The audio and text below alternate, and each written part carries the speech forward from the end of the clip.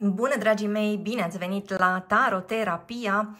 Astăzi facem o nouă citire interactivă și vom explora împreună cine se gândește la tine și de ce. Vom avea două grupuri, așadar sunt două citiri. Aici avem grupul 1 cu elefantul și aici avem grupul 2 cu vulturul. Și vă rog să alegeți cel puțin o variantă, să luați de aici doar ceea ce rezonează, pentru că este o citire colectivă. Este o citire atemporală, adică e relevant momentul în care ascultați acest mesaj și haideți, începem cu grupul 1. Grupul 1, cine se gândește la tine și de ce? Voi ați ales această carte oracol, elefantul, și haideți să vedem indicii din tarot. Cine este cu gândul la tine? Aici avem pe cineva din Rac sau din Pești sau cineva născut pe timpul nopții. Interesant că până acum au apărut arcane majore, doar arcane majore, o persoană foarte importantă pentru tine, ascultătorule, iar tu, la rândul tău, ești o persoană specială în viața acestui om. Așadar, avem și luna, avem și steaua și vorbim aici despre dorințele, visurile acestei persoane. Tu, o figură foarte, foarte atrăgătoare pentru el sau pentru ea, cu toată senzualitatea, cu toată eleganța și puterea împărătesei și ceva neprevăzut ce pare să se fi întâmplat între tine și această persoană. Iată, personajul care pare să fugă înspăimântat de ceva. Mă întreb cine s-a speriat aici în această conexiune. În momentul ăsta vorbim despre o dinamică pe care parcă niciunul dintre voi doi nu o înțelege. Elefantul ăsta vorbește despre o persoană puternică. De asemenea, am putea avea aici indiciul unui semn de pământ, cineva din Capricorn, Taur sau Fecioară. Mai avem aici Vărsător, aici tot Vărsător, aici Taur sau Balanță. Ziceam că vorbim despre cineva puternic și înțelept. Cineva care de asemenea s-ar putea să aibă multă forță mentală, forță fizică. În anumite cazuri, aici vorbim despre o persoană bine făcută, da? O persoană masivă. Mai vorbim despre cineva care îți este loial și care își dorește să te protejeze, ascultătorule. Vorbim despre o persoană care are parte de admirația celor din jur, o persoană chiar cu un anumit grad de notorietate în anumite cazuri. Aici au ieșit niște frici la iveală, spuneam că aici cineva fuge înspăimântat. Și totuși în mijloc se întâlnesc aceste două imagini, un soi de imaginea credinței, da, cu, iată, imaginea puterii, o putere telurică în această energie a împărătesei. Aici avem un soi de influența aerului și aici este mai degrabă influența pământului. S-ar putea să avem o interacțiune între un semn de aer și un semn de pământ. Și mai vorbim de asemenea despre persoana asta care admiră atât viziunea ta, generozitatea ta, cât și feminitatea ta și spuneam mai devreme senzualitatea ta și felul în care te îmbraci și felul în care te exprimi. Și lumina există și aici și aici. Aici este o lumină, iată, lumina unei comete îndepărtate. Aici avem un obiect pământesc, într-o cameră, într-un dormitor, da? Deci de ca și cum persoana asta se uită la tine, ascultătorule, și de la distanță, și din apropiere, și închipuie foarte multe lucruri în legătură cu tine, își închipuie o călătorie pe care ați putea să o faceți undeva departe, își închipuie și momente intime cu tine, o persoană al cărei gând se activează foarte, foarte puternic, mai ales noaptea, nu-și mai pune frână, nu-și mai poate pune frână atunci când se lasă seara, da? Și imaginația pur și simplu aleargă în toate direcțiile.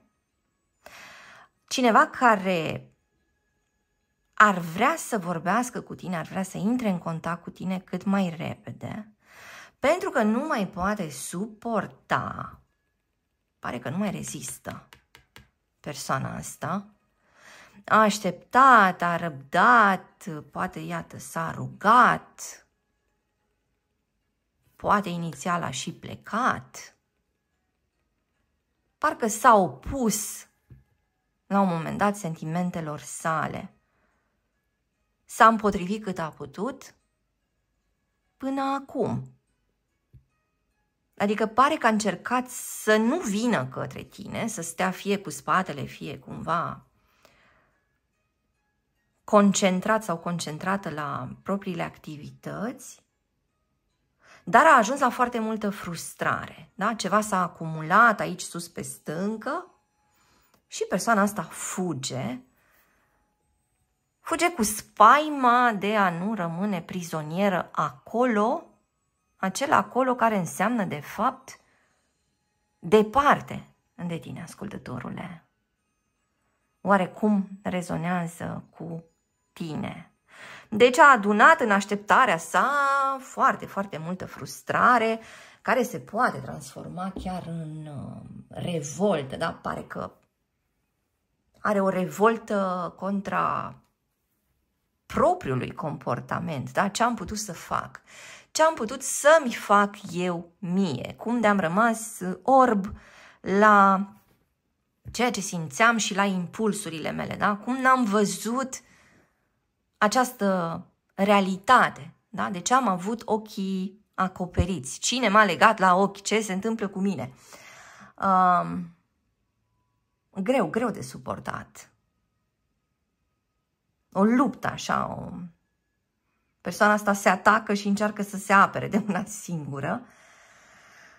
Și da, își spune că abținerea asta prea îndelungată s-a transformat într-un soi de masochism și își dă seama că trebuie să facă ceva. Da? Nu mai pot, nu mai suport. Pare că îl înnebunești pe acest om. Pare că imaginea ta este prin toate colțurile minții sale și nu mai are unde să se ascundă. Nu se mai poate ascunde de tine, dar de fapt nu se mai poate ascunde de sine. Poate că o perioadă, spuneam, i-a ieșit foarte bine statul aici, în castelul de pe stâncă, însă acum a venit momentul pentru altceva. Parcă a venit momentul să înfrunte situația asta cu realism. Da? Vorbim despre elefant și ne gândim la împământare, da? Și ne gândim la a te adapta la ceea ce se întâmplă în jurul tău până la urmă. A mai coborât din sferele astea înalte, da? Iată, o altă interpretare pentru alăturarea dintre stea și împărăteasă. Mai coboară și tu din sferele tale înalte și hai să ne iubim într-o noapte, da? Din înaltul cerului, direct în acest dormitor, în acest pat, da?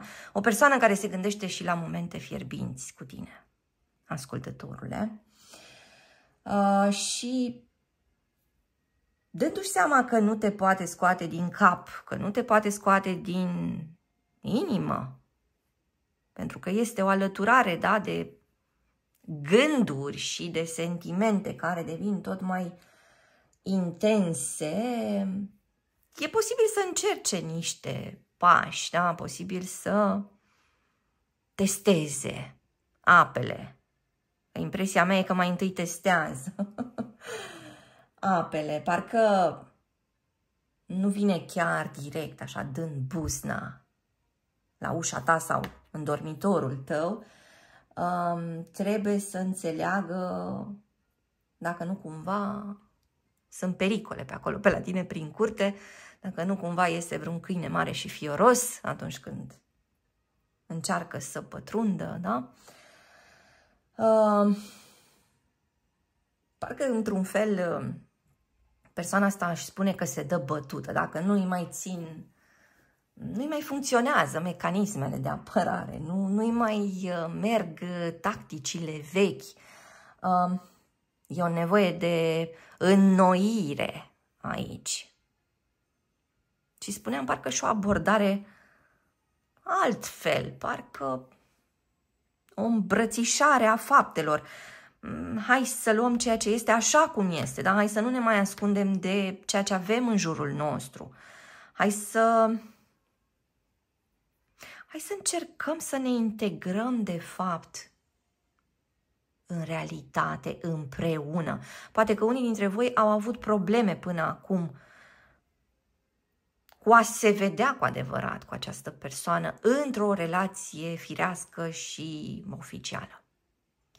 Poate că ați considerat că sunteți diferiți, poate că fiecare dintre voi avea la activ o altă relație, poate că, nu știu, erați așa în niște roluri incompatibile.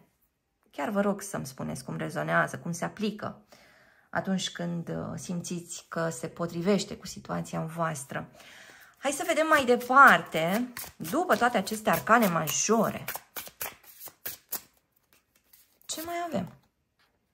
7 de cupe, da? Spuneam mai devreme, imaginația asta care merge în toate direcțiile, da?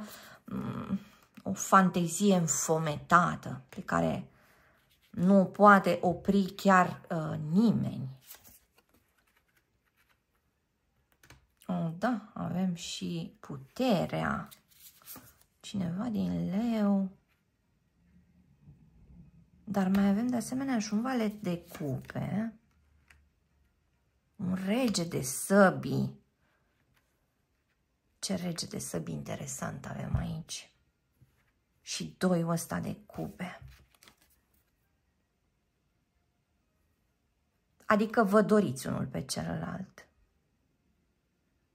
Aici este o persoană pe care ți-ai dorit-o și ți-o dorești, ascultătorule.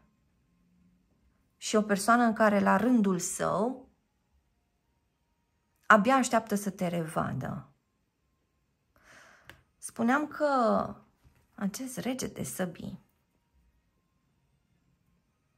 strategul, iată, strategul cu aripi negre.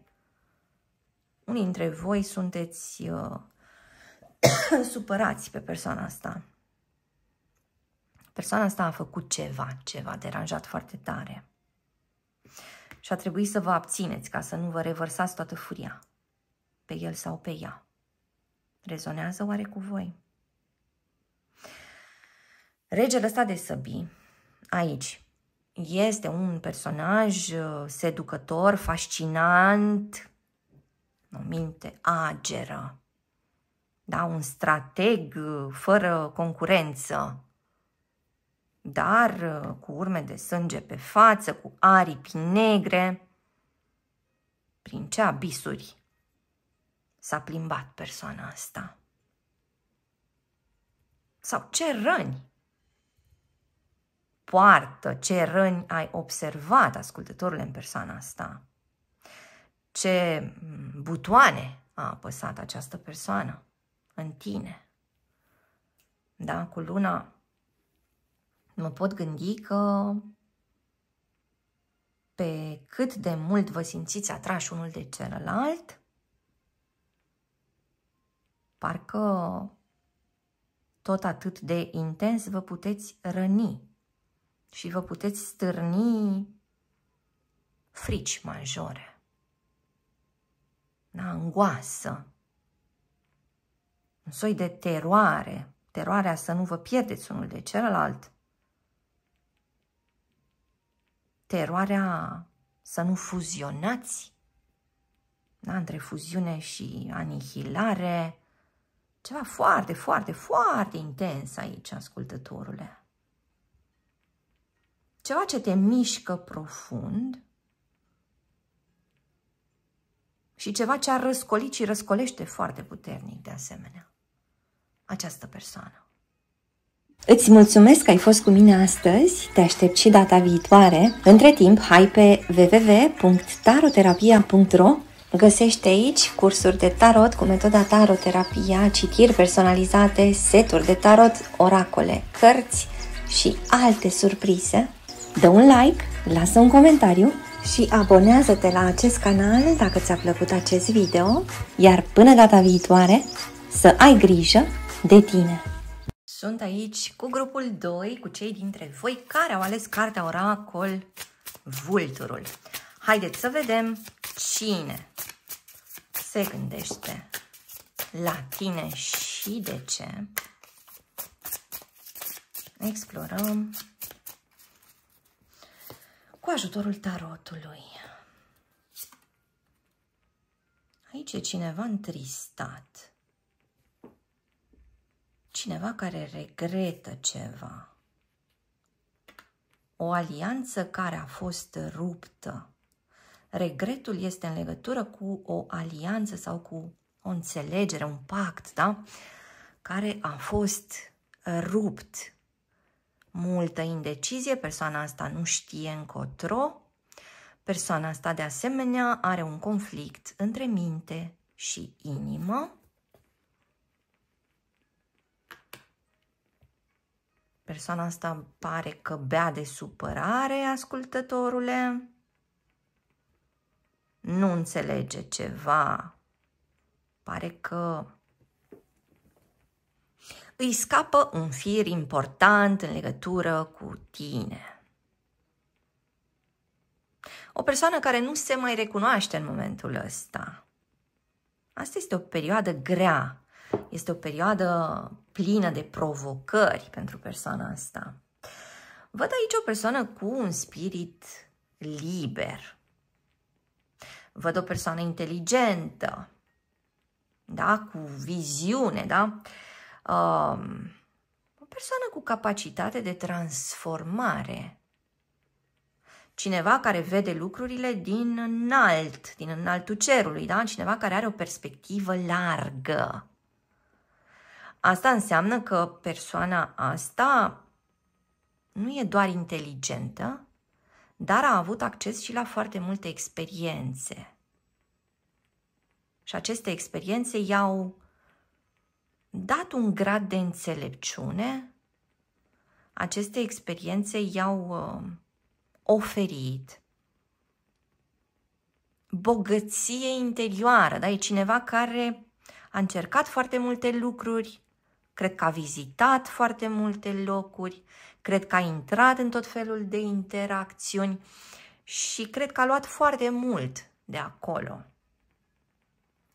În legătură cu tine are o dilemă în momentul ăsta.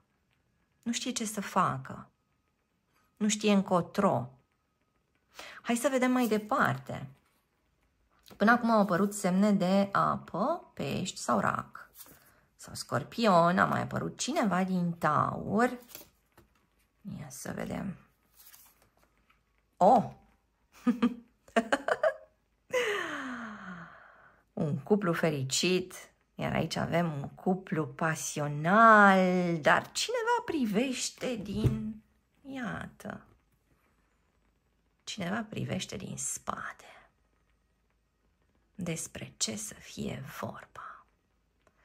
Ce se întâmplă aici? Ce se întâmplă în povestea asta? O alegere. Cineva din Gemeni de asemenea. Sau cineva din Balanță. Cineva cântărește. Ce cântăriți fiecare dintre voi în povestea asta?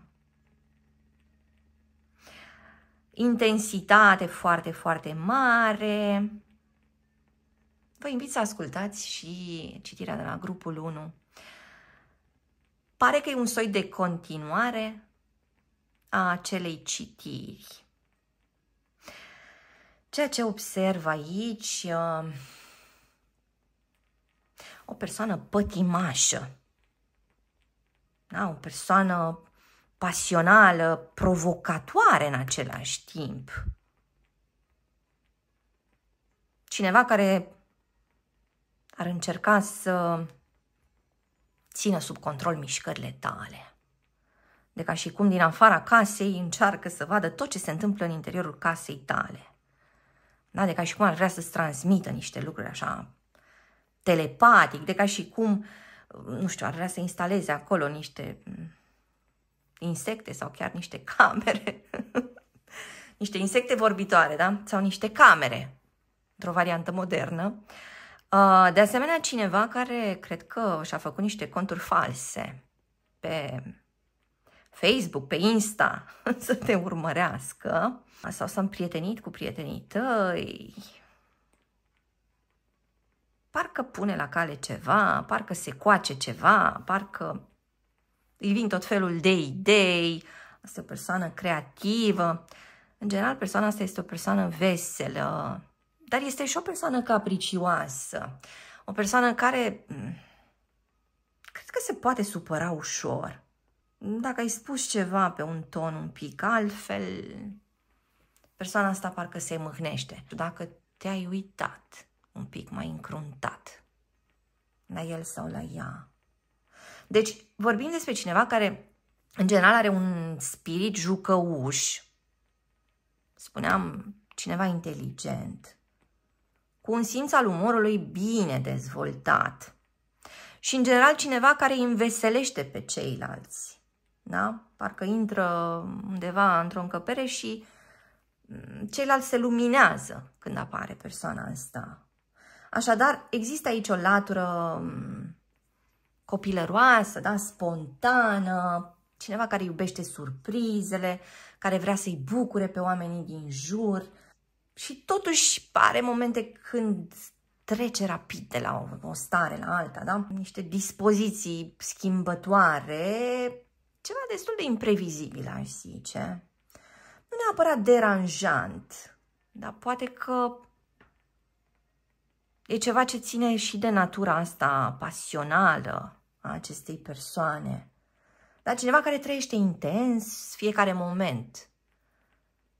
Că e pozitiv, că e negativ, multă intensitate. Și aș mai zice, o persoană totuși greu de anticipat, da? Ceea ce îi conferă un aer misterios, chiar irezistibil, aș zice. Parcă persoana asta se dedică. În general se dedică în viața sa, da? Ideilor sale, proiectelor sale, oamenilor din jur. Își construiește relații pline de emoție, da? Este o persoană care iubește să audă afecțiunea exprimată, da? O persoană generoasă cu atenția sa, cu prezența sa. Cineva care totuși se teme că atunci când iubește poate deveni atât de intens încât pârjolește tot în jur. Și parcă într-un fel persoana asta se teme că ți-a arătat prea mult, ascultătorule, te-a expus prea mult la tumultul din interiorul său. Se teme să nu te fi pârjolit. Spuneam la început că văd regret în legătură cu un pact, o înțelegere, o alianță care ar fi fost fragmentată, ruptă și indecizie, da? Lupta asta între minte și inimă și pahare multe, da? Și băutul ăsta, beau să-mi nec amarul, vin, aș zice, vin roșu, mi-apare aici. Dar și cineva care încearcă să se echilibreze sau care încearcă să vină către tine cu o imagine mai puțin intensă. Parcă simt că se rușinează câteodată cu toată intensitatea sa. Cum rezonează cu tine, ascultătorule? Câteodată ar vrea să pară versiunea sa super rațională, da? Care cântărește totul corect și care nu lasă afectul să influențeze deciziile, se teme să nu fii observat tu că el sau ea se comportă ca un spion, visează la momentele voastre frumoase. Astea sunt momente, iată, momente în doi, momente de împărtășire, dar și cineva care se uită de undeva din fundal. Am putea avea aici o terță persoană, am putea avea aici o situație mai complicată, atenție, doar în anumite cazuri. Am putea vorbi despre un soi de rivalitate, gelozie parcă. Persoană geloasă aici. Cineva care abia așteaptă să fie lângă tine, ascultătorule. Să-ți spună, să-ți cânte, să-ți danseze, să te îmbrățișeze. Caută ceva în mintea sa. Caută o anumită explicație.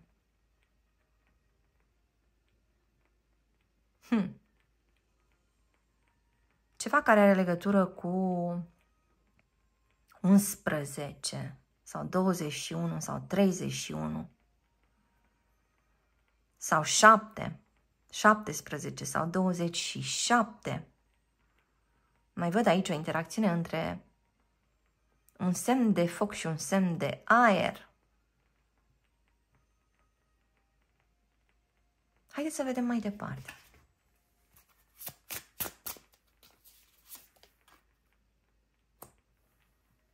Continuă căutarea de răspunsuri. Cineva care privește în depărtare ceva ce s-ar putea întâmpla între tine și această persoană la următoarea lună plină, ascultătorule. Îți mulțumesc că ai fost cu mine astăzi, te aștept și data viitoare. Hai pe www.taroterapia.ro, descoperă cursul de tarot intuitiv cu metoda Taroterapia. Obiectivul acestui curs de tarot este ca tu să înveți în mod intuitiv, rapid și practic cum să interpretezi tarotul pentru tine și pentru alte persoane, folosind orice pachet de cărți de tarot. La finalul acestui curs vei ști cum să folosești tarotul într-un mod practic, vei căpăta o perspectivă nouă, utilă pentru a interpreta cărțile de tarot în orice arie care te interesează: dragoste, relaționare, profesie, bani, dezvoltare, creștere personală, decizii de zi cu zi și așa mai departe. Vei ști ce indicii rapide să cauți în cărțile de tarot pentru orice întrebare pe care o ai. Vei cunoaște nu doar semnificația tuturor cărților de tarot, dar vei ști să obții rapid mesaje esențiale din combinațiile dintre arcane. Vei avea o conexiune mai bună cu intuiția ta și un mod inedit de a observa lucrurile nevăzute. Vei avea la îndemână, oricând și oriunde, materialul complet pentru a repeta ceea ce ai învățat. Accesul tău la curs este nelimitat. Vei putea intra oricând în contact cu Taroterapia pentru orice întrebare legată de acest curs sau de practica ta. Hai acum în comunitatea noastră pasionată de tarot și pregătește-te pentru o aventură fascinantă în universul arcanelor.